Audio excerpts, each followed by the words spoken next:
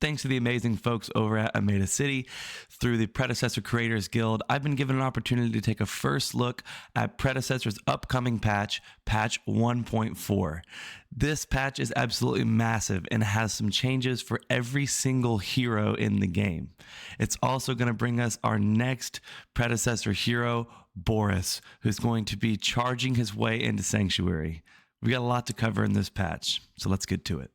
The Fae is a mid-lane mage played in Predecessor, and some people will take her into the support role. However, she's certainly primarily played in the middle lane.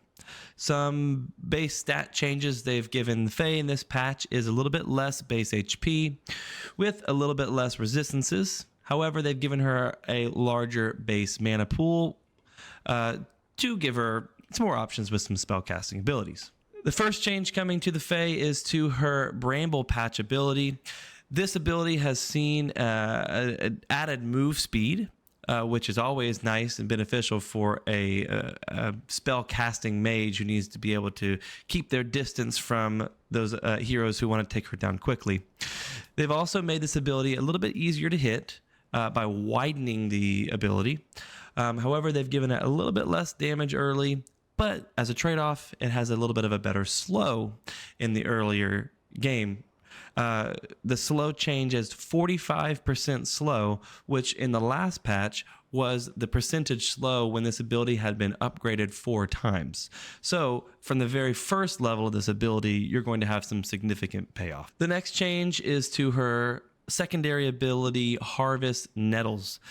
Now, this ability is Blink Proxy compatible, meaning that you'll be able to begin your cast in one place and finish it in another should you commit your Blink mid-cast. They've increased the resource cost of this ability with a little bit less of a refund on this ability. However, as a trade, they have given it more scaling, so you will hopefully do a little bit more damage going into the late game. The final change to this ability is that they have lowered the range, so you'll have to get a little closer to your enemies when you're trying to use your Harvest Nettles ability. Her right mouse button ability, Untamed Growth, has only got one small change to it, and that is that the duration of this ability is down a half second. Finally, her ultimate Fly Trap has seen a few changes. You'll notice that this ability might be a little bit harder to hit coming into patch 1.4 as they have decreased the radius of this ability by 125. To offset that, though, they have increased the range at which you could cast it. So you'll be able to cast it from a little bit more distance, but you'll need to make sure that you've got it well positioned before casting the ability. As a trade, they have increased the scaling damage on this ability by 15%, which is nice. Another change that Fae players may not love about this ability is that the time it takes to pull enemy heroes into the center is going to be increasing by 0.15 seconds. Now, that's not a lot, but for those people who are really counting on that hard CC, you'd have to wait just a little bit longer.